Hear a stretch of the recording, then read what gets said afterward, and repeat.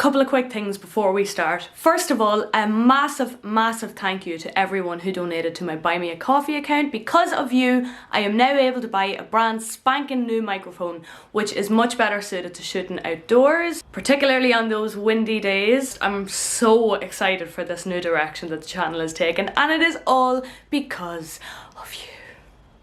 So thank you so much from the bottom of my heart. I can't wait to produce more videos like that from you. The microphone will be ordered this week. I'm going to leave that account open for now. The link is in the description below. Any donations received to my Buy Me a Coffee from now on are going towards next buying a wide angle lens to fit in some more of those massive castles. They're so big. The second bit of news relates to actually something discussed by myself and Lora in the interview. The interview was filmed on the 4th of February. On the 6th of February, Lora tagged me on Facebook to show me an article by a man just released that day, 2 days after we did the interview, to say that he'd been successful in having his name removed from his local parish records. So when you get to that part of the interview, you'll know what I'm talking about. I'm not saying the very act of myself and Lora getting together and discussing this issue is what caused a reversal in 11 years of very tightly sewn up canon law, but either way, yay! And lastly, a massive apology to Lora, because although I tried my best to stick to script, I veered off many times and got their pronouns wrong. Lora, I'm so sorry. I try and do better every damn day. Anyway, on to the interview. Come on into the ditch. I'm your resident ditch witch, Tara Tyne, and we're about to get witchy, whether you like it or not. Today, I am honoured to be joined by one of the preeminent figures in today's Irish magic and spirituality scene, co-founder of the Irish Pagan School, author of Irish Witchcraft by an Irish Witch, and a practical guide to Irish spirituality, Slí an Rí, who is known as a Dree and a pagan priestess by their ever-growing community. Please give a massive witchy welcome to Lora O'Brien. Yay! Gormagat, Tara, Gormagat. Delighted to be here. Did I miss anything there, Lora? No, you're good, you're good. So thanks for taking the time out of your completely bananas work schedule to have a chat with us. You're welcome. I feel like this has been a while in the making as well. It's our first really proper chat. So, Yeah. I mean, I've been binging on all your interviews, all your videos on YouTube. So today I'm going to try and talk to you about sort of the in-betweeny bits, the bits that, you know, maybe didn't get fleshed out as much other places. We'll start a wee bit with your call into magic in sort of your earlier life. I know you've spoken about having more experienced practitioners around you, which I'm sure was really helpful. But was there ever a time when you felt like you had to kind of make your own way and find where you were going by yourself? Absolutely. Like any ethical practitioners, nobody would touch me till I was 18, thankfully. And back in the day, we didn't really have the internet, and you couldn't get a lot of even books and stuff in Ireland. Like, there was nothing. You couldn't order online, obviously, and you couldn't talking like it was the Stone Ages here, but it felt like it compared to now. It did feel like I know. There was a couple of bookshops, and there was a pagan moot which started when I was 18, actually, and that's where I first met people. But before that, I was about 15 when I first found my own religion, I suppose, or I thought it was my own religion. I thought nobody else had, you know, in my innocence, I thought nobody else, you know, had met a goddess like I had met a goddess. Didn't we all, Lora? I know, right? And then I was handed my first book at 16. A lad in the village took pity on me and decided that he'd help me out, and he gave me a book, and it was Phoenix from the Flame by Vivian Crowley, and that was the first pagan book I ever read rather.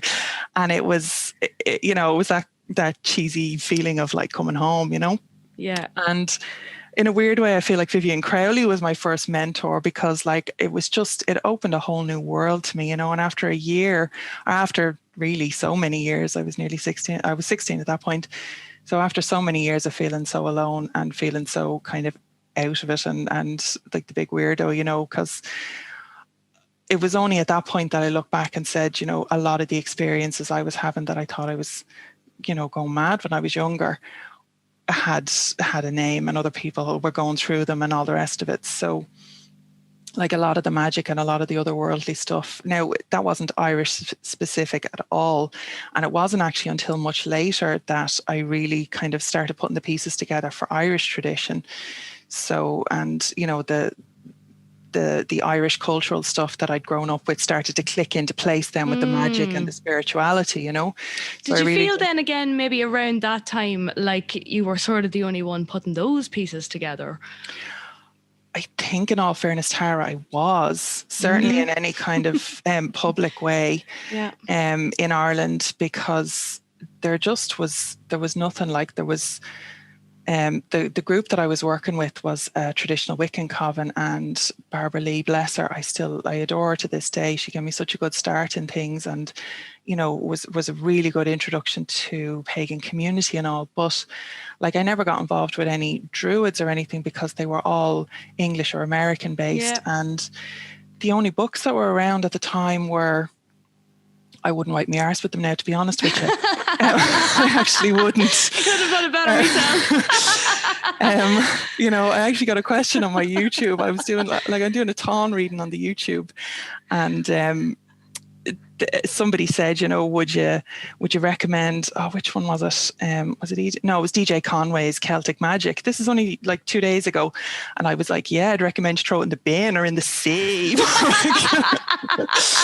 And I just, like, that was all that there was. It was like the 21 Lessons of Merlin or Eden McCoy's pseudo Irish crap, that was called Witta, and like, it was just appropriation. It was just people making shit up, and it just, none of it felt right. So I actually went completely kind of rejected all that, like anything that was calling itself druidry or anything like that. It just felt so alien to me, because there was nothing like home about it, there was nothing like my experiences or my culture. And a lot of that hasn't changed now, to be honest. Some of it has, but there's still a lot more. There does still seem to be walls of it coming at us, But we'll get to that. That's a wee bit depressing. You mentioned the druids there, and like, that's one thing when you talk to people about Irish magic. Often, still, the first thing that'll come to mind for them is the druids and their practice, even though there isn't a huge amount written down about it. Really not. But I mean, Irish witchcraft, when you go Googling that, really, there's nothing from before, say, the 16th or 17th centuries. You've got your Biddy Early, Alice Kittler, and there's a couple of the same old names that just keep coming round and round again. And looking at it, when I was in my 20s, looking for books, which is actually how I found you as well. But when I was going and looking, I kind of got the impression, maybe there just wasn't witchcraft for about 5 minutes. And then I thought about it and I was like, that's ridiculous. Like, of course there was. And, do you think, because you're a huge history fan, you're an academic, and what do you think, in your opinion, would there have been a rich history of solitary folk practitioners who were actually recognised by their communities as healers, and maybe having links to the spiritual, the supernatural world as well? Yeah, no, there was 100%. There was. Herbalist healers, we would have called them Banfassa or even Farfassa. They would have been very much connected with the fairies, is the thing, you see. And they wouldn't necessarily, they wouldn't have called themselves witches at all. Like, witches were, it was a bad word. Like, so calling somebody a witch, it just wouldn't have been the done thing. There was no reclaiming back then, And so, we did have our own terms for it. Even Cailleach Fassa, it does mean witch. Cailleach means witch, but it's kind of softened by the wise witch. Fassa is fis, wisdom, or actually fis is technically in linguistic terms, fis or Fassa means knowledge from supernatural sources, really, is what it means. So when we say Banfassa, we're not just talking about the dote and granny down in the down in the village who has the cure for something, you're talking about somebody who has access to otherworldly knowledge. And it's not until kind of the 17 and 1800s when the Romantic Revival came in, and we had all the elite the academics who had the time and the money and the patience, the Anglo-Irish really, it started with certainly, who decided that these things were cool, and that they wanted to use them as part of their nationalist, and often veering into the fascist now when we think about people like Yeats and that, Yeah. But like, shocking everybody here. The Irish have very strong feelings on Yeats once you scratch the surface. Anybody who knows a tap about him. Indeed. But yeah, it like all that romantic revival stuff, like they were calling them fairy doctors, So if you're searching through the folklore, you're going to get from even, maybe not back from the 1600s, but from the 1700s, 1800s, you're going to get talk about fairy doctors. You're going to also get talk about cures. Like if you look in the National Folklore Archive, you can, the amount of cures and curses that are there are kind of shocking, We've a great array of curses, haven't we? We do. We really Possibly do. one of the best in the world. Maybe, and that's only the stuff that people would be talking about as well, Tara. When the lads were coming to collect the folklore, like there's a lot that wasn't being talked about, That's right. And like every community in Ireland still has. That's the thing that people don't really understand. We still have the people who have the cures. Like we still have. I mean, everybody will go to a doctor, certainly in Ireland, and we're not living in the frickin' Stone Ages or anything. Obviously we have the doctors in the hospitals, but if anything weird comes up, if anything, if you hit a blank wall with medicine, there's always somebody who'll turn around to you and say, did you try so-and-so up the road or across in the other village or, whatever. And this is not just in rural places either. Like there's people living in Dublin city centre who are still doing this. And they have their own Facebook groups now. Absolutely. And passing it on down through generations, and so like those cures, a lot of the origin stories for them would have been those, those Banfassa, that Banfassa who was your ancestor generations ago. Who knows where that started, Tara? Like we definitely have records in the mythology. Now, the mythology is a bit of a weird one because it was written down by Christian monks, because it was an oral tradition before that. But anybody who's not completely anti-nativist in an academic sense will tell you that there is obviously like native, which is pre-Christian, basically pre-colonization by Christianity, that there is native pagan, whether an academic would call it that or not, but the indigenous tradition of specifically of magic, and there's references in the mythology to people performing magic, to various different spells, to all of that. And then like we do have this kind of gap, as you say, like, you can't really get the historical record. But like that's because of church interference, and it wasn't being put on record, Yeah. Now, saying that, the church contained a lot of the records as well, and obviously kept that mythology and kept it going through but like even in there's a book called the Stowe Missal, which has which would have been basically in early Christianity, where priests were going around, traveling around the country and kind of doing their priestly thing, saying mass, whatever, right? So this missal, MISSAL missal, would have been brought around with the prayers and the masses and all that stuff. There's like 4 spells handwritten in the back of that, in different handwriting and everything. So, and like they're spells specifically like for, I think one of them is for an eye thing. There's always something for an eye thing. Yeah. Removing a thorn. I know. Removing a thorn. I can't remember exactly what the spells are for, but like they're healing spells, and like this is what the priests were doing, so like nobody be going around calling priests witches, or like if it was god magic, it was all right, once it had been sort of transformed into god magic, then it was fine. If you're saying the name of Jesus, like, but like you have these spells then that also mention Dean Kecht, or other kind of older god names as well, and it's really hard to tell whether they were kind of put in, or like, again, some kind of romantic revival was kind of slapped on top of them. But I really believe that a lot of the what is very Christianized folk magic that is still so strong in our culture today. And not just cures, like we were saying, the curses and all the rest of it. Like, they'll curse you in the name of Jesus just as soon as looking at you. Oh yeah, absolutely. And you wouldn't want to get on the place. Exactly. You wouldn't want to get on the Blessed Mother's bad side now either. Oh Jesus, no, you wouldn't. Do you know what I mean? And yeah. What was the name of that missile again? The Stowe missile. The Stowe missile. Yeah. We'll have to see if we can dig that up now. It sounds like a bit of crack.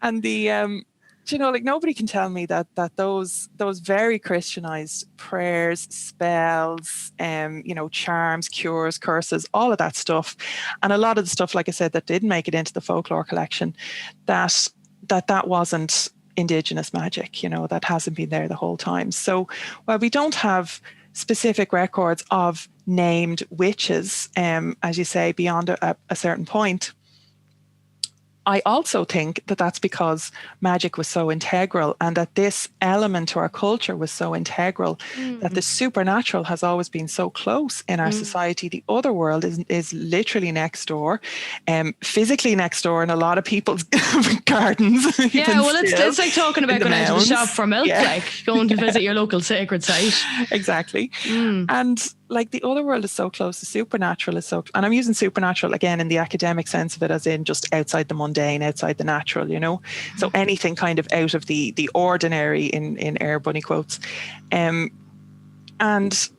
like, all of that was such an integral part of our culture that it just, like, there just wouldn't, it would have been ridiculous to putting somebody on trial for it, because you would have been putting everybody on trial. Everybody used it, you know, everybody relied on it. And like, you know, where do you put your Bealtaine traditions? If you're putting the Ban Fassa down the road on trial for witchcraft, like, who's going to protect your crops and your milk at Bealtaine then, you know? That's it, yeah. You know, because you know your neighbours are over there in the other field cursing your stuff, so you need somebody out there protecting it. Like, and like, when I'm saying these traditions are strong, like, they are so strong. They are still done to this day. You still walk around any of the rural towns and you'll see at Bealtaine, you'll see the yellow flowers strewn over doorsteps. You'll see bits, you know, up in the roofs, and like, that's specifically to protect people from otherworldly magic, from the fairies, from the Sidhe, from the good neighbours, from, you know, you'll see rowan trees planted at entrances to farms and gates and in gardens. That's to stop witches passing into your property. You know? Doesn't stop most of them, Laura. No, it doesn't. We've got some workarounds, Tara, but, you know, let's say bad witches. But you know what I mean? Like, it's just... So we've just been Googling the wrong things then. There's no point looking for witches beyond sort of the 16th century. You need to be looking for, you know, the Ban Fassa or the Cailleach Fassa or the priest as well. Or the fairy doctor, as they were named. Or the fairy doctor, right. The anglicised name for them. And, you know, and really, like, any kind of truck with the fairies, like, anybody who had any kind of in with the other crowd was...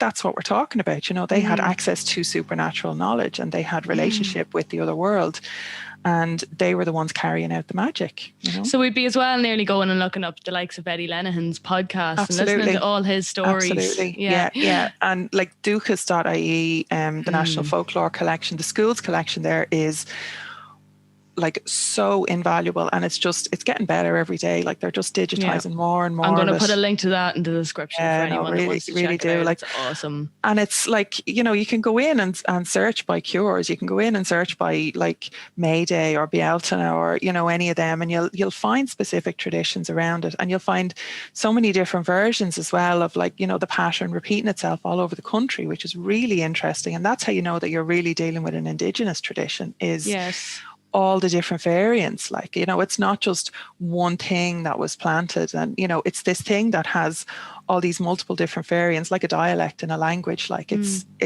so rooted in the culture, like a language would be, that, you know, different people just had put their own spin on it, you know, in different parts of the country. Well, let's just for a second sort of suspend, you know, the reality of that and say, which witch from history interests you the most? Oh, I've a bit of a graw for Biddy Early now, a bit of a thing for her, I have to say. My family's from East Clare, so I would have been hearing about her my whole life, and she's from over Feakle, and it would have been, I don't even know how many miles away, maybe 10, less than 20, certainly miles away from where I would have spent a lot of my childhood. And my nana's family's from there originally, so like she would have been spending a lot of her childhood, and my mum and everything, you know, so we would have been around there. My nanny used to take me around and, you know, talking to all the old people when I was a kid, because I was into all that. Indeed. And she'd take me visiting, you know. I'd be the one carrying the basket. I know. I'd be the one carrying the basket with the eggs, and we go down to Mrs. White and up to her cousin Hookie. And, you know, I'd just be sitting there listening, and you just hear the most amazing things, like, and the talk had often turned to somebody like who had that or whatever. And Biddy Early's name, now not specifically from my nana, but you know, even just being around people down there, Biddy Early's name would have come up on a very regular basis, you know, and just like her stories was just so fascinating. Like, you know, I'd be the first one to tell your average modern pagan to stay the frick away from the she, to be honest, because like our entire fairy faith, our entire traditions around the fairy faith are how to protect ourselves from the other crowd. Literally, yeah. And you see all these people putting up these fairy gardens and like inviting them into their kids' dancing in a fairy ring. You're like, good luck with that. What the hell? Like, you know, this is not what your ancestors died for. You know, and it's just like, it's just madness. But like, there were some people who had those relationships with them, you know, and Biddy Early was one of them, and that Tell became us a wee bit about her, Laura, for the people that hasn't right. heard Yeah, of her. she's well, she would have been. I think she was born in now her date of birth. Eddie Lenihan actually has done a lot of work on her and has gone physically digging through a lot of records to try and find specifics, because there was a lot of like she definitely was a legend in her own lunchtime. Like, so she there's a lot of different stories, a lot of contradictory facts about her. But she was born in the late 1700s, and she would have gone around, I think she was working like as a maid in a house and, you know, all the rest of it. But at some point in her career, she, and I think her mother, there was definitely something about her mother who would have had a cure for something, or some kind of history with, you know, healing and charms and all the rest of it, right? So she kind of came by it honestly that way. But at some point in her career, she came across this blue bottle, which the other crowd, and there's a couple of different stories about how she got it, but like her son maybe won it in a hurling match, and then, you know, she cured somebody. There's another one I heard where she was like, it's the kind of classic fairy midwife, where she went when they, you know, somebody in the she needed, in the other world, in one of the she mounds, needed a midwife, so she was brought in, and she was given the bottle as a gift. So I mean, there's loads of different kind of competing stories like that, so nobody knows how she ended up. But people used to go to her, and she'd go out of the cottage, and I've been to her cottage, one kind of 2-roomed cottage, but she'd go out and she kept it outside somewhere, and she would basically consult this bottle and ask the fairies for information specifically, so that she could do a cure or give somebody advice, or, you know, do a spell, whatever it was. And people would walk for like days to get to her. And they always said that she'd know exactly who you were and exactly what your problem was before you even got there. So you'd never have to kind of tell her what was wrong. And again, loads of different stories about people who did take her advice and, you know, had a great life, and people who didn't take her advice and their wife died.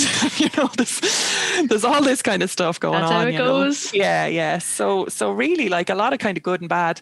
And even like one of the evenings when I went up, the first time I went back to the cottage as an adult, I couldn't find it for the life of me. Got turned around, stepped on a stray sod somewhere along the way, got completely turned around, could not find it, was lost, and ended up knocking into somebody's house. and asking, and it was like getting dark and it was raining and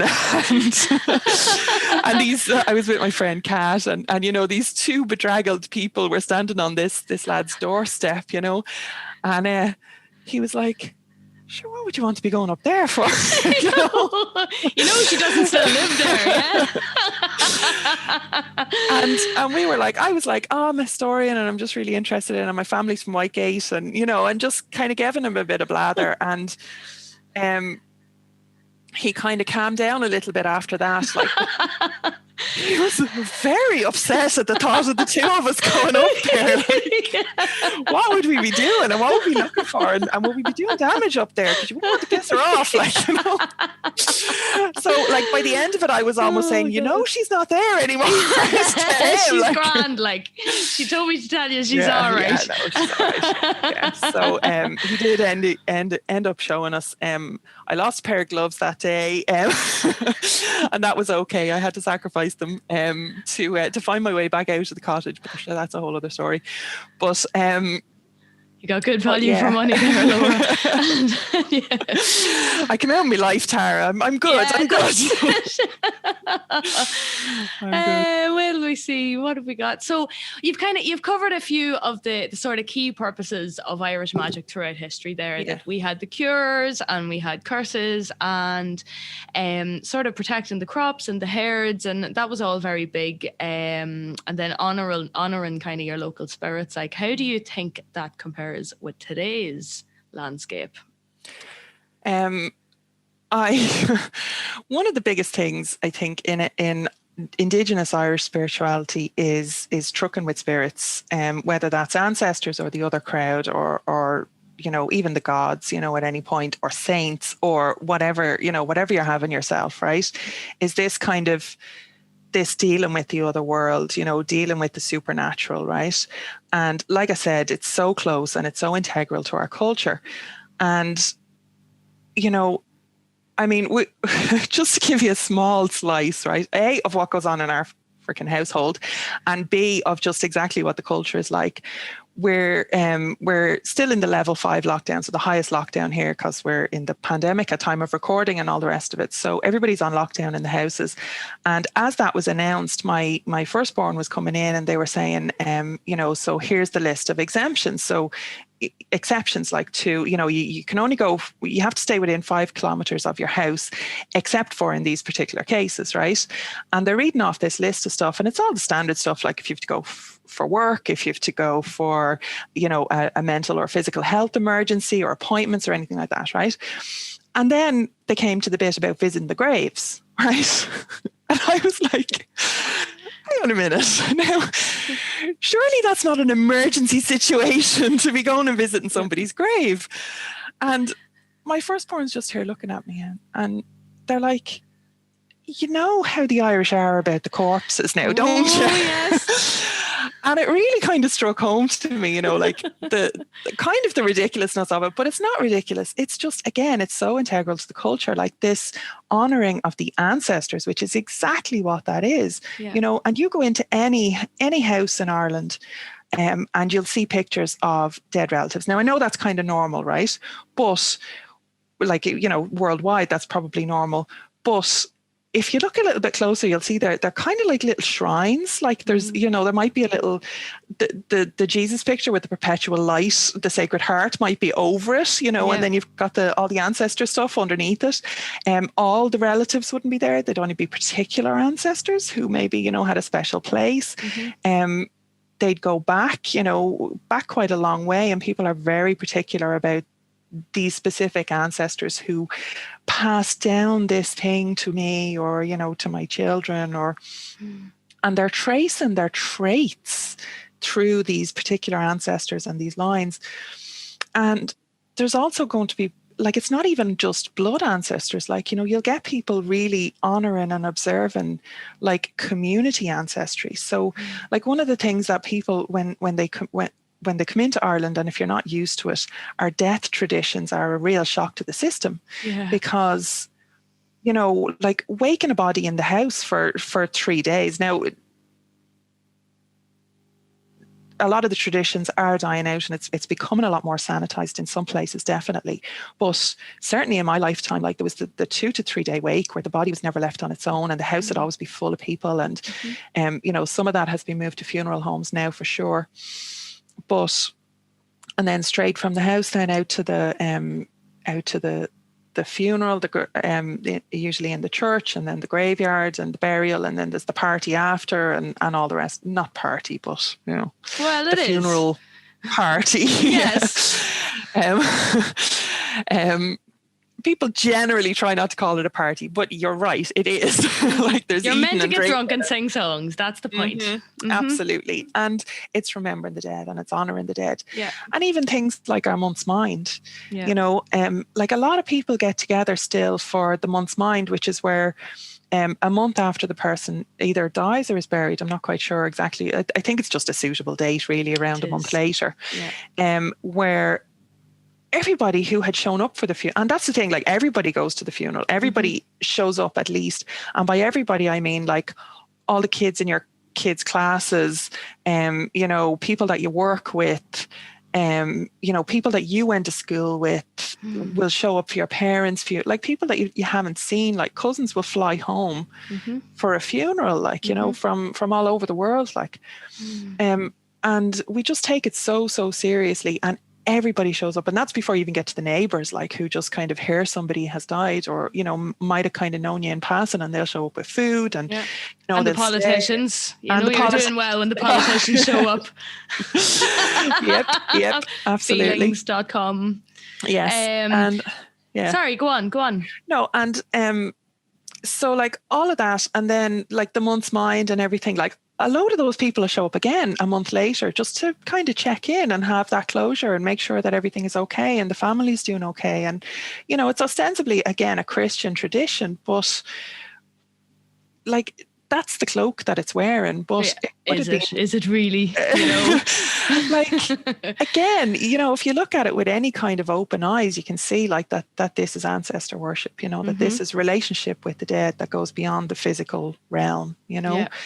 And even our other world traditions, like there is a place for the dead in the other world. A lot of people kind of get confused between the Shi or the good neighbours, or Nadini Maher, or whatever you want to call them, and the dead, and whether they're the same thing. And they're not the same thing, definitely, but they both kind of inhabit the other world, because the other world is literally a world. So all types of different beings and entities inhabit it within the tradition, you know. So you'll get gods over there, you'll get fairies, you'll get dead, you'll get all sorts. So yeah, it's just really strong. And I really think that all these threads are still woven in through the fabric of our society. So I mean, these are the practices that when sort of people are carrying them out, we would say that they are sort of staying true to the Irish tradition. Yeah. But there's a lot of Irish witchcraft, or stuff posing as Irish witchcraft, being practiced today, both in Ireland and beyond, which, you know, we both have feelings about. Can you tell us a bit about that? Very strong feelings. Like there's this whole question, I suppose, about you know, cultural appropriation. And when there was a resurgence in interest in neo-paganism, in Wicca and witchcraft, you know, it would have started, I mean, tracing it back, it started in the 50s, probably with Gerald Gardner and his coven in England, and went on. I think Alexander's probably really popularized it in the 70s. The King of the Witches, he went really public with stuff, and he formed the Alexandrian Wiccan line. And now there was definitely other stuff going on in America and in England and all the rest of it. But that's the main kind of pipeline that a lot of the modern kind of pagan practice has come down through and, you know, branched off from. And in the 80s then, when, you know, people were looking to have their own slice of the pie, Tara, let's call it what it is, you know, they saw that there was, that there was a capitalist opportunity really in it. And I'm talking financial capital, but also social capital. There's a lot of like ego cult stuff that goes on as well in any alternative society, definitely. But you can really, like, looking back at the history of paganism, you can really see where the, some people were in it for the money, some people were just in it for the power and the control. And obviously none of that is healthy, but Celtic, what they call Celtic, Celtic as a term is a very loose academic term that is completely misused. There is no Celtic culture. There's no Celtic race. There's no, it effectively means nothing. Like it's a loose, very loose academic term for a collection of, art and language and some similar tribal practices, really, and then, currently for language groups, with the 6 kind of Celtic nations, as they're called, Ireland being one of them. So that's a very potted version of what, there's so much there, but I've linked, I've done a video previously about Halloween being Irish, and I have linked to your video about sort of what is Celtic exactly, awesome. in that. So I link that in the description below as well. It's Brilliant, a great video. So yeah, so like there's a lot there, and people really latched onto it. People outside of Ireland specifically latched onto it, and it's kind of funny because people inside Ireland were looking for stuff outside of Ireland. In the 80s and the 90s specifically, but we're definitely coming back around now. But in the 80s and the 90s, we wanted nothing to do with our own stuff, and everything was Native American and Eastern, and anything woo that could be found that was nothing to do with the Irish traditions or music or language or anything. They weren't interested in any of that. Nothing that involved in going and actually digging up the real Irish tradition. I mean, that was the hard work. And I think, I don't know how often it gets said to you, Lora, but you really deserve thanks, for those coming after you, for actually doing the legwork. And you have done the legwork to make it easier for the rest of us to connect with that tradition and to connect with the spirits of our own land. But I want to see now, if there's people, say, watching this who are practicing what they believe to be Irish or Celtic kind of spirituality or witchcraft, and they're not sure if they're falling into the category of cultural appropriation, what would you say to them? How much are you taking and how much are you giving back? So when you're dealing with any native culture, that's really where I because obviously this question comes up time and time again, and I do have loads of different videos on my channel and on my YouTube channel, and I've articles on my blog and all that stuff. So people can go dig in if you really want to, but really what it comes down to is relationship. And if you look at your relationship with the culture that you are benefiting from, and by the culture I mean the people, charities, causes, the language, the artists, creators, musicians like yourself, Tara. Tara is an amazing musician for anybody who doesn't know. And how much of a relationship do you have with that source culture?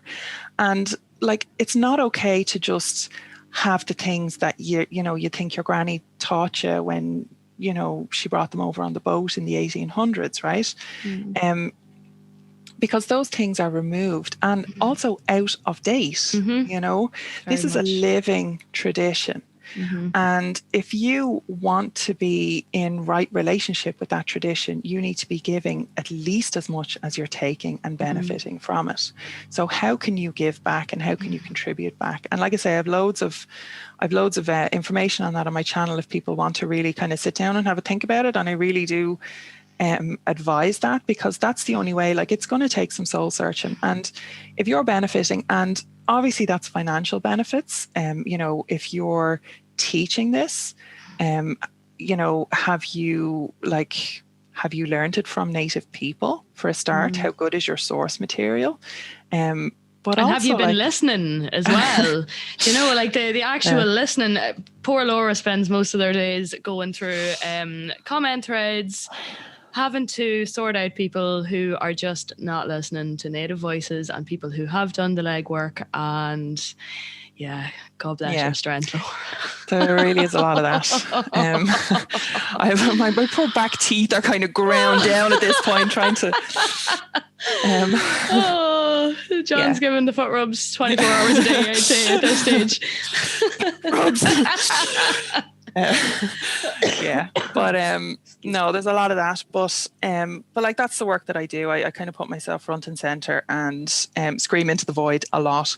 But you know, a lot of people do listen, Tara, and our community at the Irish Pagan School is so amazing and such a good community. It really is. There's a place in it for everybody. That's what I really like about it. You know, a lot of Celtic polytheism can get really cliquish, and we work really, really hard to make sure that, you know, people coming into it new, like, yes, there are definitely rules and it's definitely different than your average neo-pagan, but those rules are clearly laid out. The rules control the fun, as we say.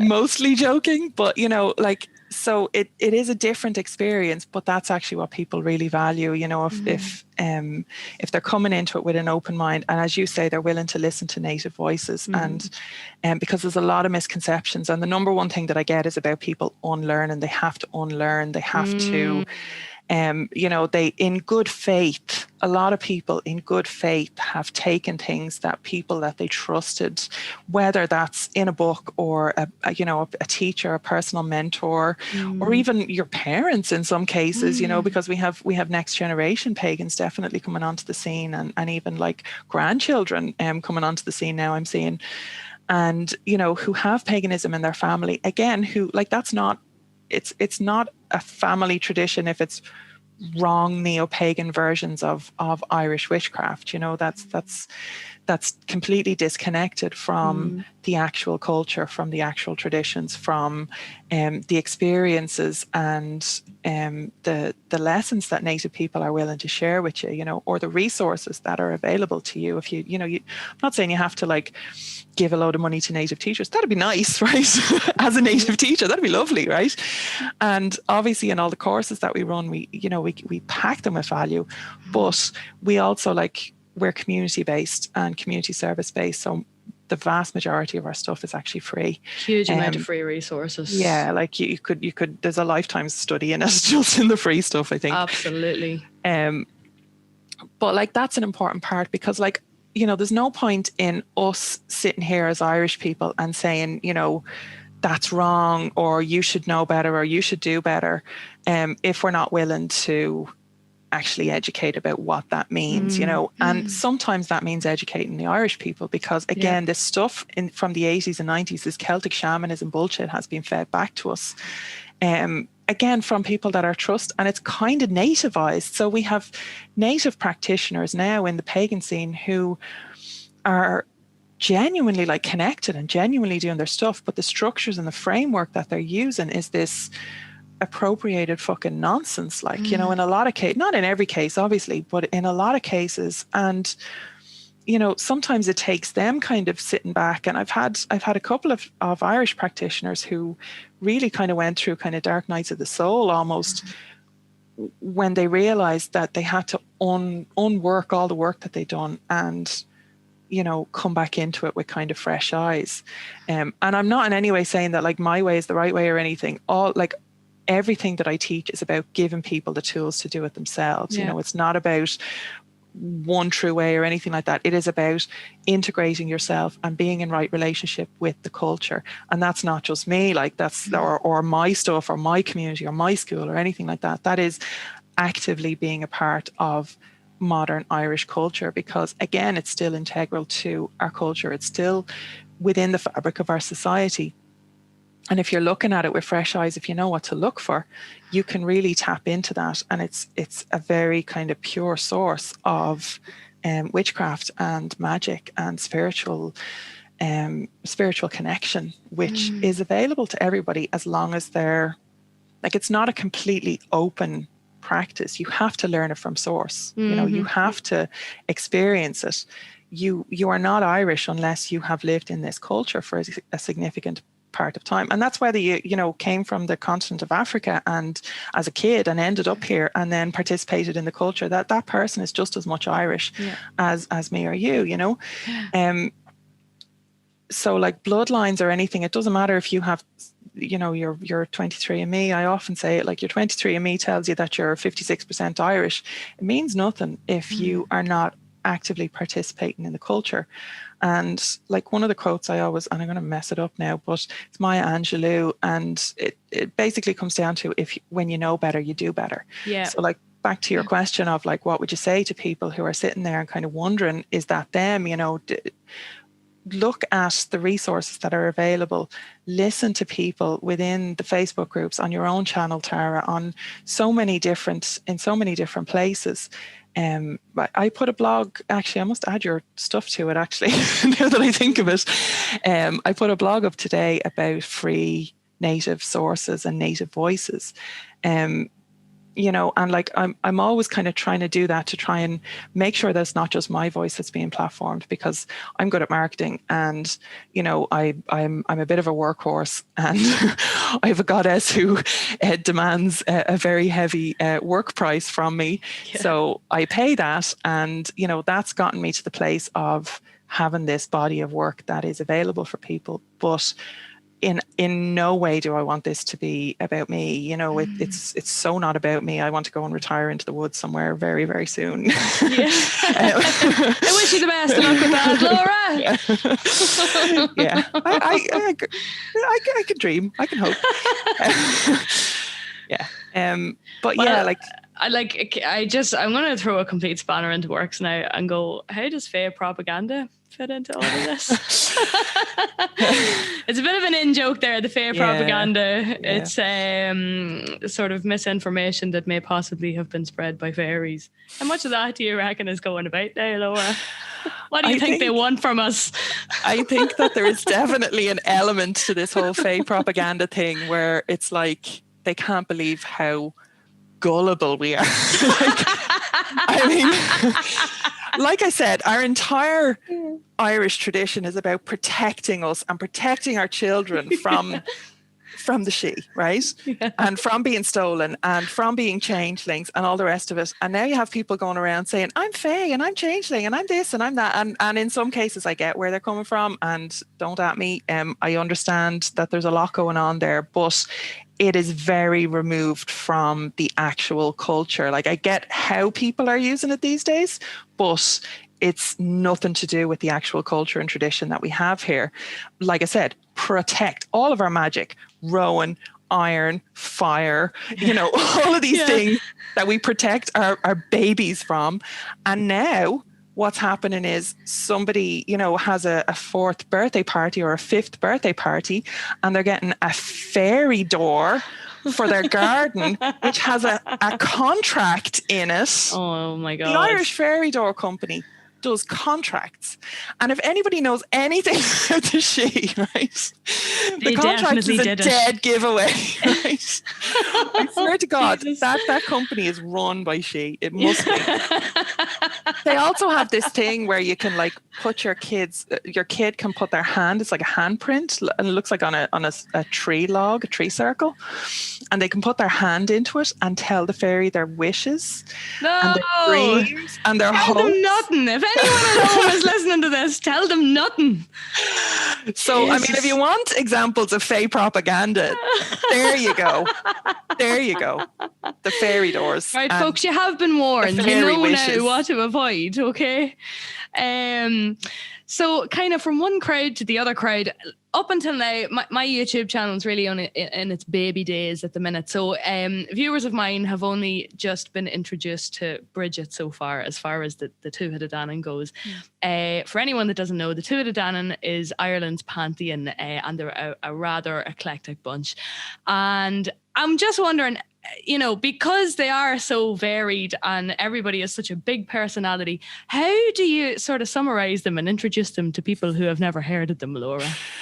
Okay, well, first off, I'll have Maeve here screaming at me if I don't say that they're not the entirety of Ireland's pantheon. There are different gods who are not part of the Tuatha de Danann.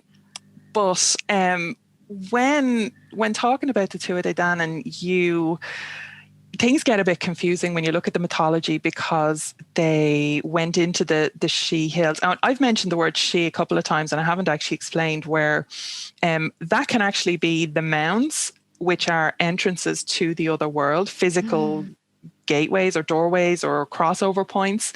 But it also came to mean the denizens of those mounds, so the entities and the beings that lived in the other world, or that came back and forth through the other world. And in the mythology, part of it was that the Tuatha Dé Danann lived in these she mounds, and that they went into the other world, and they kind of went away from this world, and so there's a lot of that. So the Tuatha Dé Danann kind of get mixed up with the fairies a lot, and again, they're not quite the same thing, So because we have a whole other race, we have a couple of other races actually. So like you've got the fairy nobility and various different kind of groups and tribes really within the other world. I'm writing a book on that at the moment, and it's all very complicated. Watch this space. But the Tuatha Dé Danann, like, how do I introduce them? They're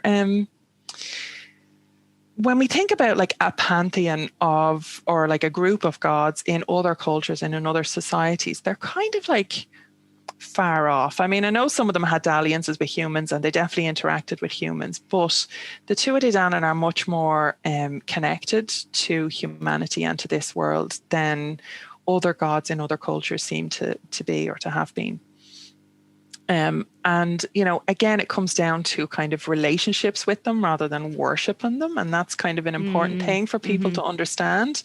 Again, like even within, like, Ireland is tribal. And we're so community focused. Like we're so, it's all about relationships and who knows who and who knows what, and, who talks to who and all that kind of stuff. And of course, that's part of our relationship with our deities as well, and always has been, I think. So like a lot of the gods of the Tuatha Dé Danann are much more approachable or personable or accessible, maybe, or still quite near to us. Let's call it that, right? Are still quite near to us, and accessible in that sense. Now, provisos. Yeah. There are definitely some. You might not want to access them. Just add that wee disclaimer there. Yeah, no, there are definitely some. And I don't mean in any way to say that they don't deserve the utmost of respect, or like care and attention. I don't mean to in any way impart a casualness to it, or kind of a lackadaisical attitude, because that's the right way to get yourself a smack upside the back of the head from a god. Yeah. And that kind of goes for any of them really. But yeah, you can really develop a relationship with them, and like a working relationship with them. And that's what I really love about our gods. And it's also why I kind of encourage people who are approaching them to read the stories, because they all show up, like, even there's no like one story about one god, if you read the original mythology, they're all kind of woven in and out, and even like from wildly different time periods and everything, and gods who are already supposed to be dead and they come back, and there's a lot of that, right? So like you're reading one thing, and then that's that reference that people keep talking about. That's the context of it, and that's the value of actually reading the original mythology. But you start to get a feel for who they are and what they are, just by reading those stories. And some people find it hard to kind of slog through it, because they're not written obviously in the same way that we'd be used to in our modern media. And it can be a bit daunting, like, the academic element to it can be a bit daunting. That's one of the reasons I'm almost finished reading the Tán Bó Cúailnge on my YouTube channel. The biggest epic adventure. And like the Morrigan shows up in that, the Macha, there's Lou, there's various other ones that show up through it, the Bive obviously. Various other ones that show up through it, and they all kind of have a place in it, and that's how you get to know them. And it's it's really by, like, if you're just looking at, like, there's no point in going on Pinterest and trying to figure out which deity you want to worship, it, like, we're laughing, but that's what people do, because that's what neo-paganism has taught them. That's it's like a list in a book, and you can pick a god, and this is the god that I want to worship. Or they say, well, I work with the Celtic pantheon. Like, what the fuck is the Celtic pantheon? It doesn't exist. You have different gods from different cultures, and even if you're looking at like the Irish Lou and the Welsh Lou, they're completely different. They're like, and if anybody's ever met both of them, which I have, yes, like, you can definitely see similarities, but they're even more like cousins than brothers. And you've got all these kind of subtleties and these differences that you really don't know unless you're looking at the mythology, and unless you're listening to native voices really telling these stories. And there's no excuse for listening to for getting them not from source anymore. There's so many different ways to access them. There's so many people working on the stories now. Eddie Lenihan, God bless his bones, like, he's not so much the gods now, but the she, and just the folklore and the different fairy tales and all the rest of it. But like, there's so much available now that you can really just immerse yourself in the stories of Ireland, and then you might kind of get a tap on the shoulder from a god at that point, or just find your attention drawn towards one, or you end up reading stories where the same, the same, now confirmation bias is a thing obviously as well, but the same name keeps coming up as, again and again and again. And that's the thing, those kind of patterns are what you really should be paying attention to. And you end up in a place where, like, really, if you have a good solid relationship with one deity, you're doing great. And it's much more important and much more valuable than worshipping the Irish pantheon or any of that stuff that people are taught. None of that is relevant, really. It's really like getting to know people in real life. It really is. They keep revealing themselves to you over and over and more the more that you read about them. Like, what I always say to people about them is, it can feel a little bit at first glance with some other pantheons that the gods are a little bit 2D. You've got your god of war, or your god of the harvest, and these kinds of different things. But with the Tuatha Dé Danann, there's just absolutely no way. They're very, very 3D. They're very like people in a way that they have their good sides and their bad sides, and it just depends on what way the wind's blowing as to which of them you get that day. So and the context as well, which is why the stories are so important. I mean, you could say that the Dagda did X, Y, and Z, but like the Dagda is supposed to be the the good god, the father of many, all these wonderful kind of the red fire of all knowledge, the king of druidry, all these epithets that he has, and he's really this, like, when you do know the Dagda, he's really this. He's probably one of the most approachable, really, out of all of them, I think. And his stories are so personable, and so kind of so easy to really, like, feel as a human as well, what's going on for that god in that moment. But like, the Dagda flat out murdered 3 lads, so he could get their treasures. But like, if you don't know that, like, if you just heard that, like, he murdered 3 brothers, right? And he did murder them. Like, it wasn't like honorable battle or anything. He did all of that too. And he was a very fierce warrior, and like, I'm not in any way saying he's a gentle giant or anything like that. Like, he was definitely, like, he had that warrior stuff going on as well. But he straight up murdered these lads. And if you don't have the context of that story, where he was trying to save his own son, and then when his son was saved, when he took the tools off them, the magic weapons off them, and was able to save his own, which is his club. One of them was his club, which one end could heal and one end could kill.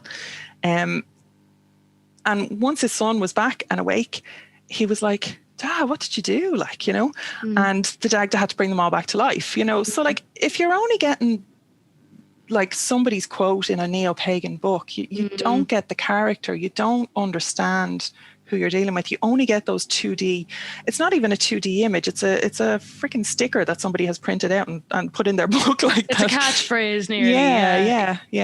Yeah. So would you say that the Dagda is your favourite, or do you think you could pick one without getting in trouble? I could not pick one without getting in trouble. And you know well I could not pick one without getting in trouble. So stop trying to get me in trouble. What about story then? What's one of your favourite stories?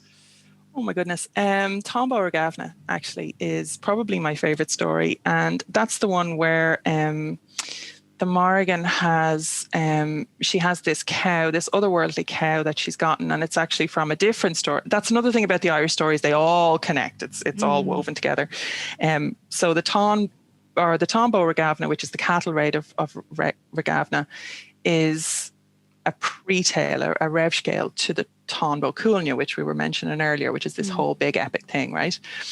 But there's actually a rev scala to the Tombo Regavna as well, which is Actranera, which is Nera's adventure in the otherworld.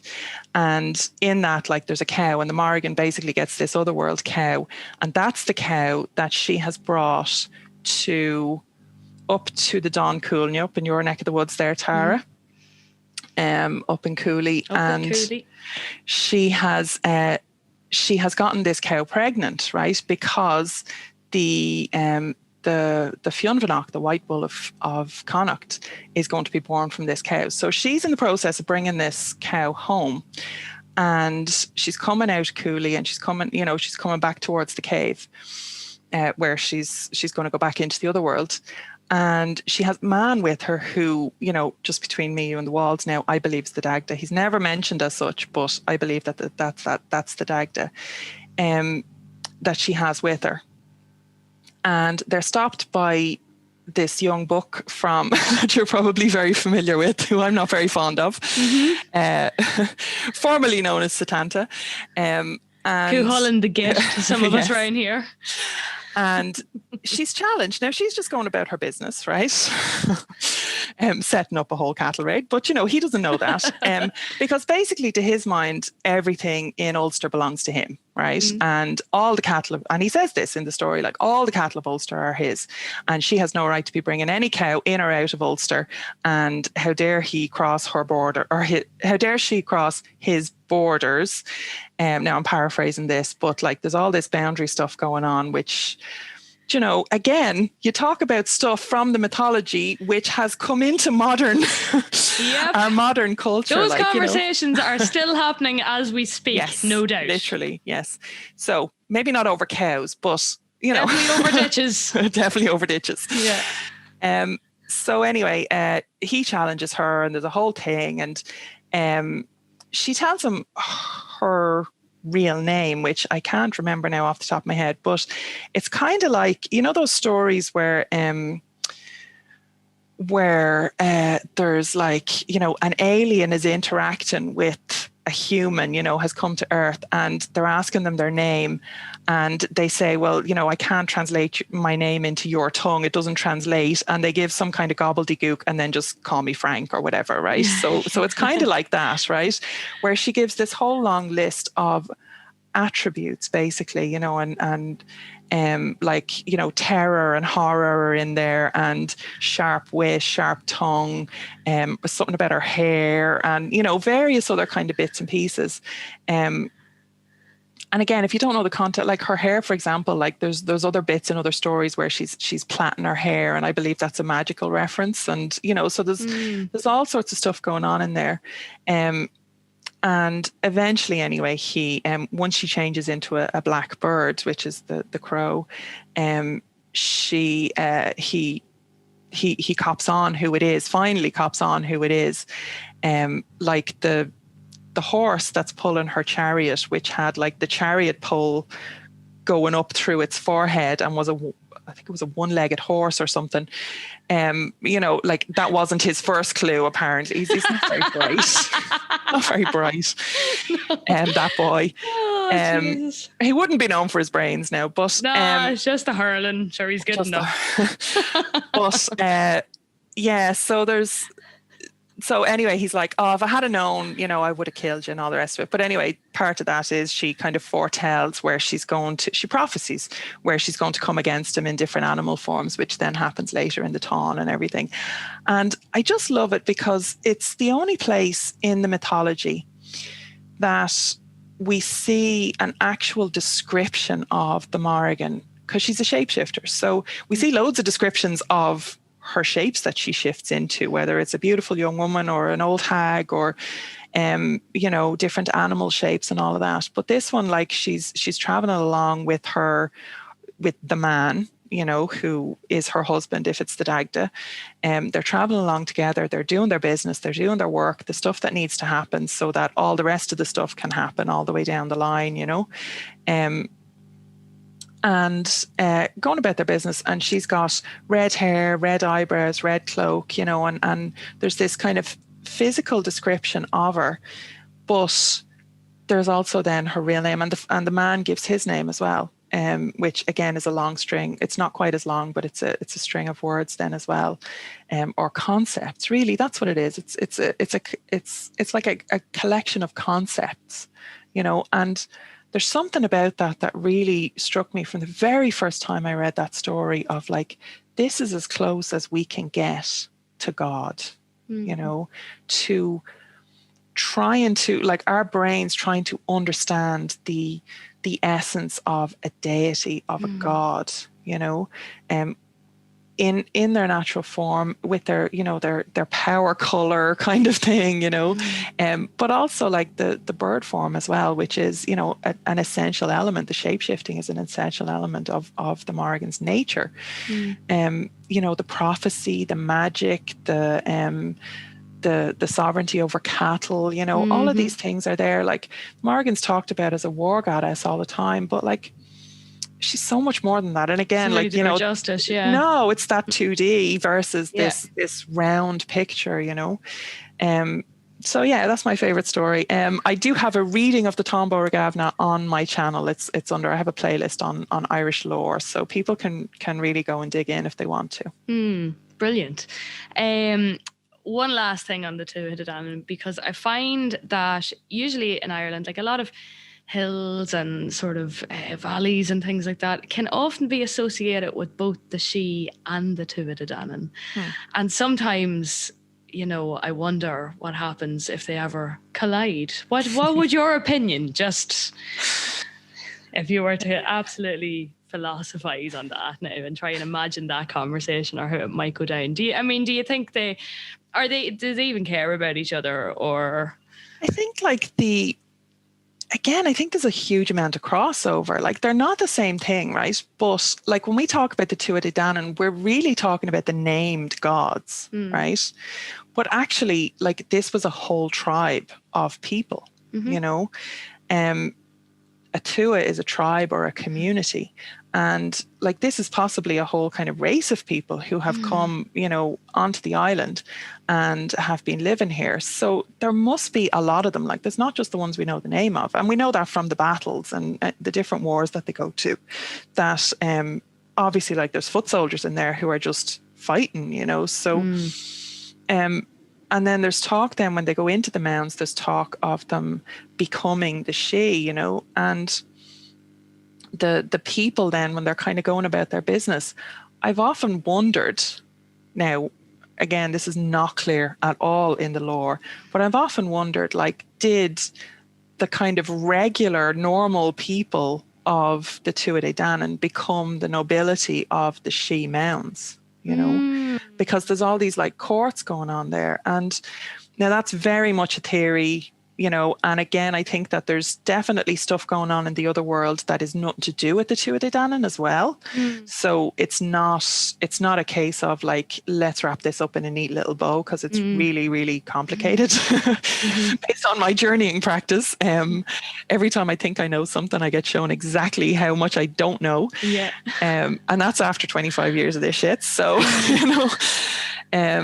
so like, my sense of it is that the other world runs pretty smoothly and has a lot of different lands and a lot of different tribes and a lot of different like types of being or entity that live there, that all seem to, I'm gonna put a proviso on this, all seem to get along quite well, except for when they're all at war with each other, but that's usually provincial. So you get like the Connacht She fighting the Munster She a lot, right? Yeah. But what you don't get is the Tuatha Dé Danann fighting the She ever, you know. And I think for all the talk of like battles and fightings and all these tribal like divisions that we have that are so prevalent in our mythology and in our folklore, if they were at odds, we would have caught a sniff of it, you know. We would have caught a sniff of it at least, definitely.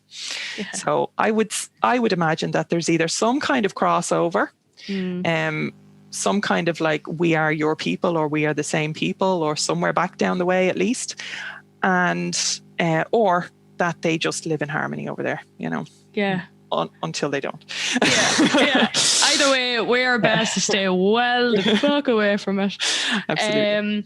So I've kind of left sort of heavier stuff till near the end. We haven't really touched much on a thing which a lot of us that works with the land here in Ireland comes up against quite a bit, which is the trauma of the actual physical land itself.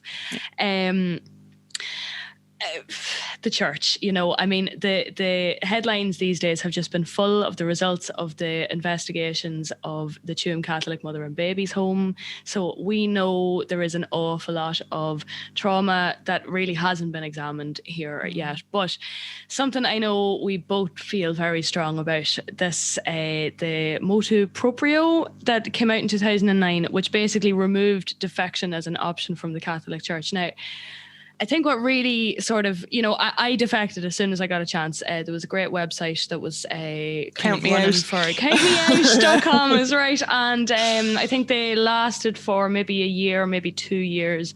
And then the church basically shut that down. I managed to get out. I think you did too. I did, remember, just about skin on my teeth. Yes.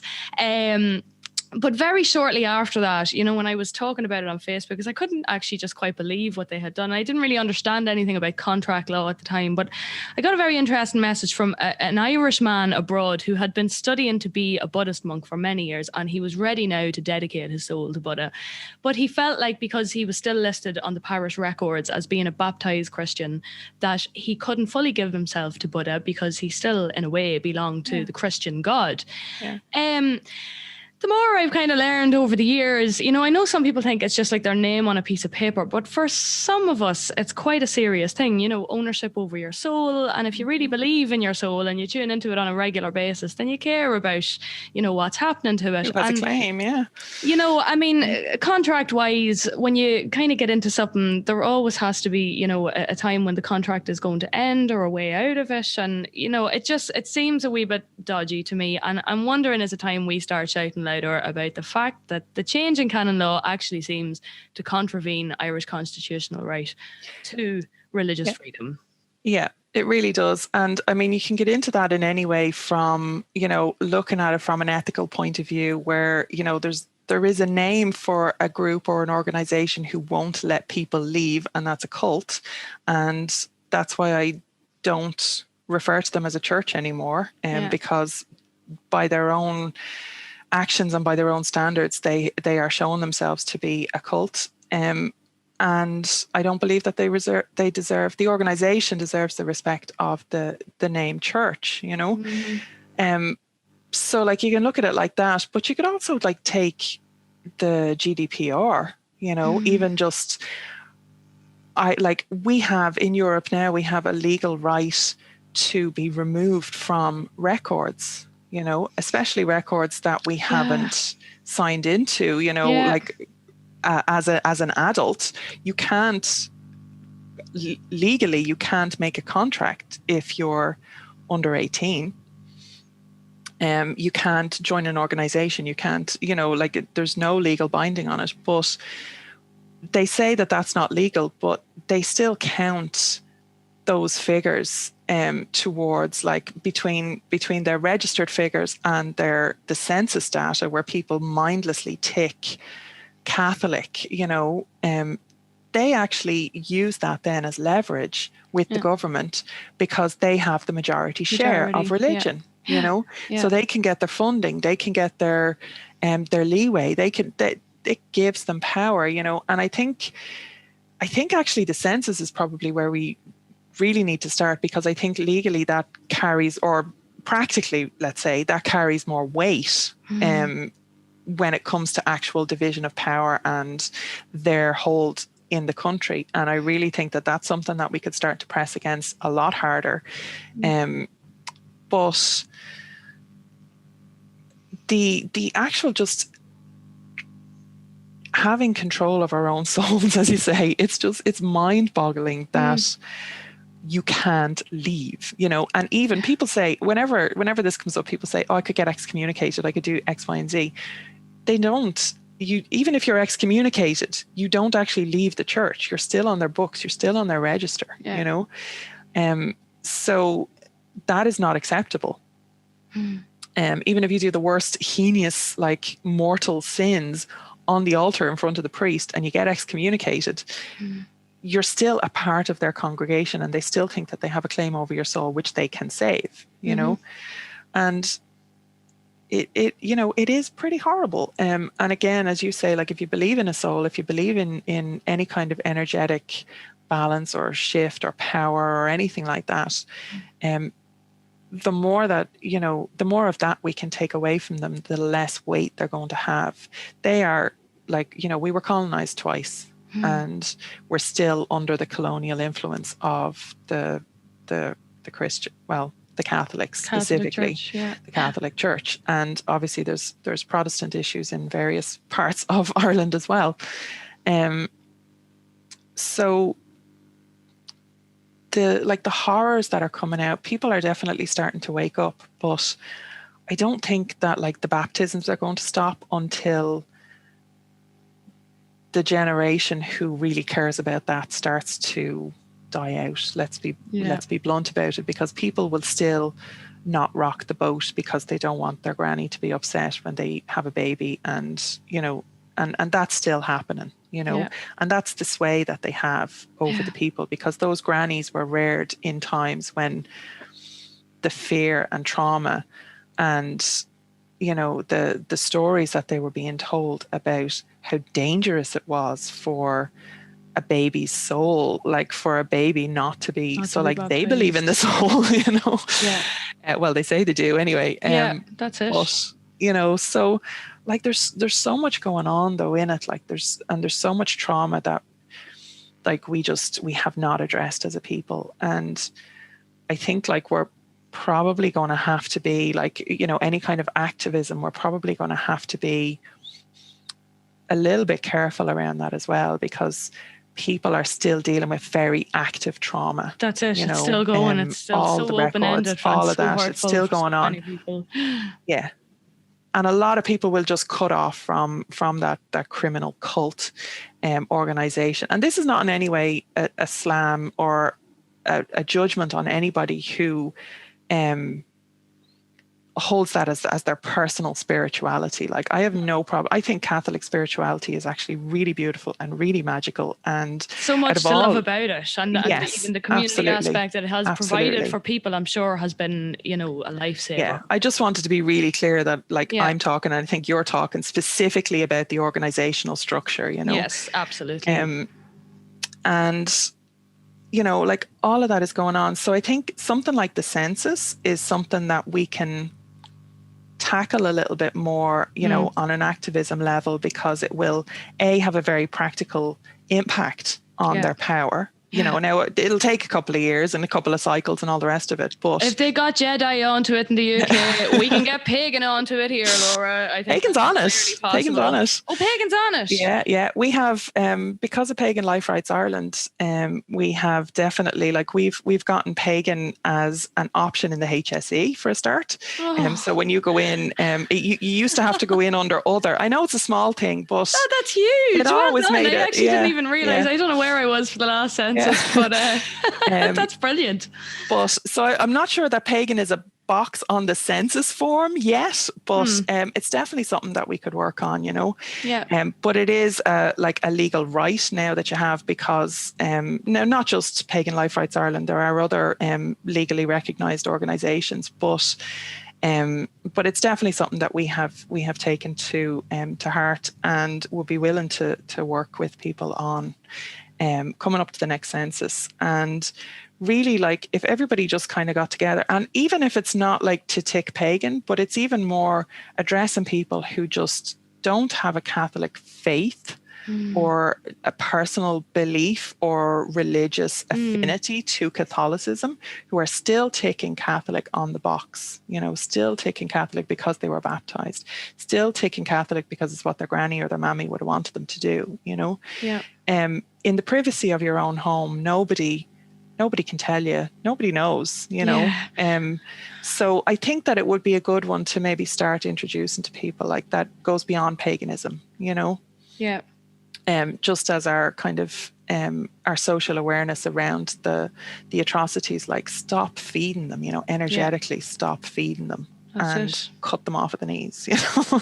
That's it. Yeah. Well, I think we're kind of on to the last question now. I mentioned in the intro that as well as being a Dree, you are also a pagan priest. If people are interested in finding out more about native Irish paganism, or perhaps having a pagan celebrant for their major life event, which is also a thing that you do, where can they find you for those things, and what can they expect? Okay. Well, a lot of my priest work is done through communities. So, like, that's the kind of the socials, like the community side of it, obviously. So a lot of that actually happens online, which is really good. Well, really good for me because I'm an introvert. But also, like, you know, having those structures in place and having those facilities in place has been really useful, obviously, through 2020 and probably through 2021 as well, the way things are looking, to be able to be of service in that way. So if people want to find out about priesthood, like pagan priesthood generally, I had a book published with Llewellyn in 2019, which is a practical guide to pagan priesthood. It's not Irish specific, but you can find out about the work of a priest and all that and kind of what to expect in that book. The community stuff you can find through the Irish Pagan School. So there's free classes up there. We run an online school, and we do in-person events when it's safe to do so, but definitely less of them. But a very active online community, and we do travel to teach, and that we've been all over the world. I run that with my partner John O'Sullivan, and there's very active Facebook groups which are associated with that, and also like some of our teachers at the Irish Pagan School, because it's not just me and John, so we have different teachers that are in, and they are. We might have yourself in to teach at some point, Tara, maybe at our conference or something. Now that I think about it, sure what I can add to that, but I'll do my best. Yeah. So yeah, we have really active Facebook communities, and our teachers run Facebook communities. So, like, a lot of what we're talking about, listening to native voices, like, that's really should be people's first port of call, and get out of them neo-pagan posting sparkly memes, you know, blessed be, like, that's all well and good. If that's what you're into, that's grand, but that's not how we run our groups. And our associates run their groups in fairly similar ways, because it works, you know, because it's cleaner and it's safer, and the rules control the fun, as I said. Yes. So well, I'm in your Irish Magic and Spirituality group on Facebook, and you run a very tight ship, and I think that's really what everyone in the group prizes most above everything else, is that, you know, they have a place that's kind of free from the nonsense. There's so many places on Facebook. You can go for the nonsense if that's what you want, for the shiny sparkly things, but to actually get down to the nitty gritty of it, to have one place that is just for that is fantastic as well. You do a great job. Yeah, and the Irish Pagan School community is really kind of the more open-fronted end to that. You know, anybody. The Irish Magic and Spirituality group is a little bit more shut down, and we keep that very, very locked down. Yeah, that's my kind of safe for people space. who have sort of come through the pagan school first, isn't it? Exactly, yeah. So, so that's all going on anyway. There's a Morrigan group, there's a Dagda group, there's a Bridget group. You know, all of those would be under associations. Even if not, there's an OM group as well, you know, a Other World Journeys group, there's various other bits and pieces. So, like, a lot of the online work, the priest work happens there, or the community priest work happens there. When it comes to celebrations, like I said, I work with Pagan Life Rites Ireland, and there are multiple celebrants up there. I'm not always available, but there are so many legal celebrants. So if you want to get legally married, you can do that in a pagan service. And that's paganliferites.org. And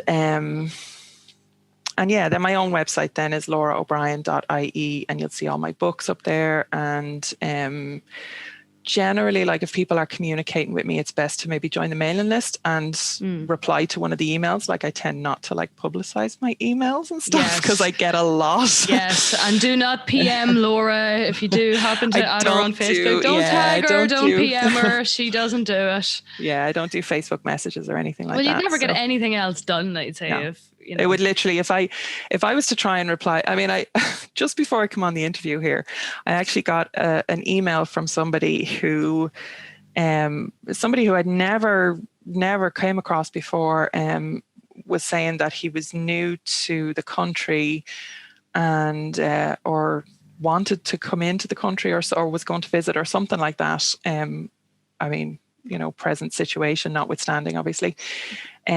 And he wanted to know, would I be available for a 15 to 20 minute phone call about the Om, because he wanted to learn about the Om from me, and I was obviously the best person to learn about from.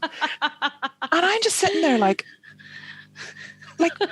bless you, but like the entitlement of it. I know. Do you know?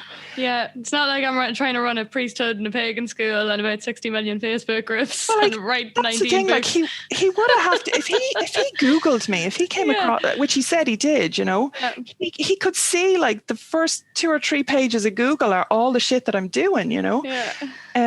So like, yes, that might seem like the appropriate person to contact, but like just the sheer entitlement of like, can I get on a phone call with you for 15 to 20 minutes? Oh yes, random stranger. Let me just drop everything. I think people who haven't been kind of following you for a while, they don't really understand that, because you're kind of one of the only people doing what it is that you do, and it is so valuable to so many people.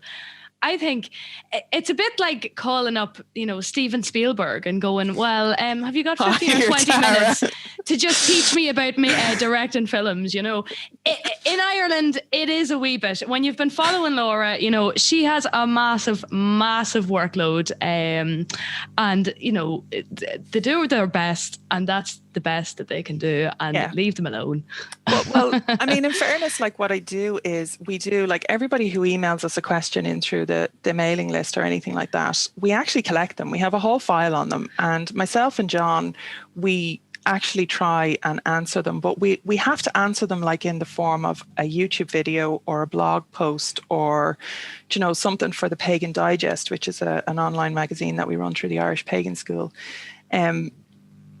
You know, we'll try and answer those questions. So, and like, obviously if like it could be a couple of months later, but we'll always email whatever we do, like we'll email it back to the person and make sure that they have a copy of it or a link to it. So there is a big long list. And I mean, honestly, if I sat down with that list, I'd be here until the end of the year, I'd say, trying to answer everything. And you couldn't do that individually. Like you just couldn't, you know? So my community service element there kicks in, where it's like, well, if this person has this question, then probably a couple of people, like the last blog post that I did was because I kept getting questions on offerings and how to make offerings and how to do, you know, what to do with offerings once you'd made them. Like that kept coming up time and time again. So I watch all that stuff, and I do try and, like, it's not that I'm sitting on a mountain and like not helping people or anything like that. It's just that I have to make best use of the time that I have, otherwise I would just die and get nothing else done. Like, you know. Well, it's trying to reach as many people as possible, and exactly, you're never doing that, answering every single question coming in on every single social media platform individually for everyone in the world. No, you'd need 1,000 lifetimes to do that. Yeah, like we have 20,000 people on our mailing list currently, and it's growing like more and more every day, obviously. And, you know, like we try and kind of run people through the basics when they join, so they get a couple of emails like you know, and then they kind of get thrown into the list of just whatever's on our minds kind of gets thrown out to the list, or if we have a new class or anything like that. So there's very, like, a couple every week going out, you know, sometimes daily depending on what's going on. So there's very regular contact, very regular community service. It's just that we can't give that individual attention all the time, as much as I would love to, you know. And now, but it is the fact that you have put so much out there, you know. Yeah, and if people spent 30 seconds Googling you, they'd probably find exactly what they need from you has already been written and uploaded by you and offered up there for nothing. So that's very common, Tara, I have to say. That's the tiring part, I'd say. There is a search engine on my blog. Yes, yeah. There is a search engine on my blog. There is a search function that, you know, goes into specific YouTube channels. Like, there's 350 YouTube videos up there. Like, you know, you're going to find there's the I YouTube don't even channel know how is many. great. That's Lora O'Brien, and your blog is Your Authentic Irish Connection, isn't it? No, it's just my name, LoraO'Brien.ie. Lora O'Brien. Yeah. So Your Irish Connection is my Instagram, is what you're thinking of. Oh, So, okay. Yeah. So well, look, it has been an absolutely amazing hour and a half there, Laura. Thank you so you're much. So welcome, Tara. Thanks for all of that. It was great crack. And Jesus, maybe I'll even have you back at some point. Yeah, I'd love that. Yeah. If you could find you're one of the special ones. I I said yes to your interview request. Again, just managing my time and managing my energy. I had actually got 7 requests or 8 requests, and I had to say no to 7 and said yes to you. So I'm so lucky. Somebody was watching over me today. Thank you. I don't think you're lucky, but it's just again, it's an Irish voice, and I want to. It's not the fucking Lora O'Brien show. Like, I want the more people out there, you know, doing the work and listening to Irish voices, and the more Irish voices out there who are willing to talk, the better for everybody, you know. Yes. Well, you've been invaluable for myself and for our viewers today. Thank you so much, Laura. You're so welcome. Tá fáilte romh. Have a lovely weekend. You too, Tara. And we'll talk again soon. Yeah. So hit subscribe for more fun and witchy adventures. I upload every Thursday. You're not going to want to miss it. Slán agus beannacht. Goodbye and good luck to you.